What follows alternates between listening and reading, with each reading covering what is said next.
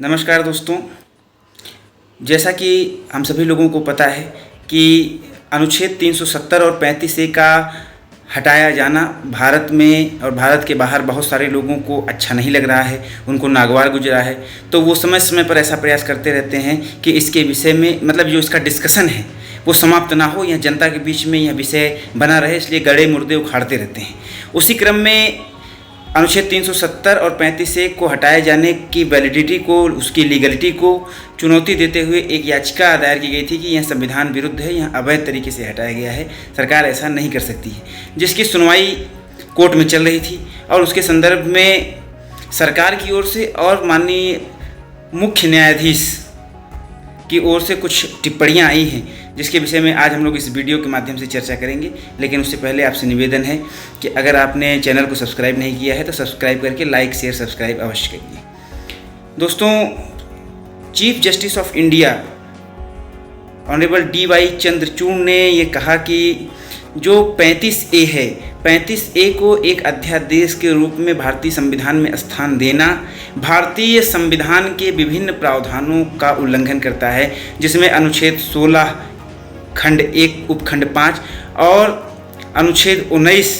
के कई उपखंडों का, जिसके अंतर्गत भारतीय राज्य क्षेत्र में कहीं भी भ्रमण की स्वतंत्रता, कहीं भी बस जाने की स्वतंत्रता, कहीं भी संपत्ति अर्जित करने की स्वतंत्रता, कहीं भी शादी विवाह करने की स्वतंत्रता और जन्म स्थान के आधार पर डिस्क्रिमिनेशन ना होने की जो बात कही गई है भारतीय संविधान में, उन प्रावधानों का उल्लंघन अनुच्छेद 35A के लागू होने के साथ ही भारत में प्रारंभ हो गया था। इसलिए अनुच्छेद 35A के हटाए जाने से तो भारतीय संविधान की जो मूल आत्मा है, जो बेसिक स्ट्रक्चर है, वह सुरक्षित हुआ है, अपितु 35A के लागू होने के पूर्व जो स्थिति थी, क्योंकि उन्होंने ये कहा कि भारतीय संविधान के लागू हो जाने के बाद और जम्मू कश्मीर के भारत में विलय हो जाने के बाद भारतीय संविधान जो है वो भारत के प्रत्येक हिस्से पर लागू होता है। और ऐसे में कुछ समय बाद सरकार अपनी मनमानी करके अगर कोई ऐसा प्रावधान जोड़ती है जो संविधान के जो बेसिक स्ट्रक्चर है, मूल ढांचा है, जो संविधान की आत्मा है, जो भारतीय नागरिकों के लिए संविधान में विशेष प्रावधान किए गए हैं, उनको अल्टर करता है, उनको चेंज करता है, डिफ़र करता है, तो वह स्वीकार्य नहीं हो सकता है और उसका हटाया जाना बिल्कुल भी इलीगलिटी के दायरे में नहीं आता है, अनकॉन्स्टिट्यूशनली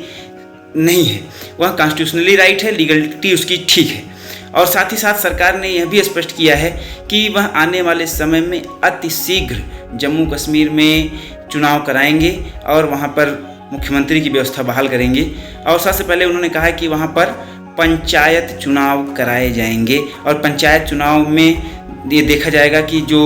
वहां पे टेररिस्ट सक्रिय हैं वो किस प्रकार की वहां पे स्थिति परिस्थिति कर रहे हैं और क्या चुनाव आयोग चुनाव वहाँ कराने में सक्षम है, समर्थ है या नहीं है। उन सब स्थितियों को भांप लेने के बाद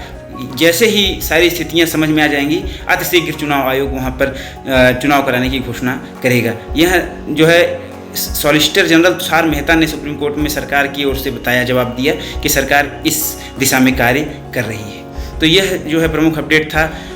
आर्टिकल 370 और 35A के जो केस सुप्रीम कोर्ट में सुनवाई चल रही थी उसके संदर्भ में। इस प्रकार की अन्य महत्वपूर्ण जानकारियों के लिए हमसे जुड़े रहिए और हमारे चैनल को सब्सक्राइब करिए ताकि इस प्रकार के वीडियो सीधे आप तक पहुंचे बिना किसी रुकावट के। धन्यवाद।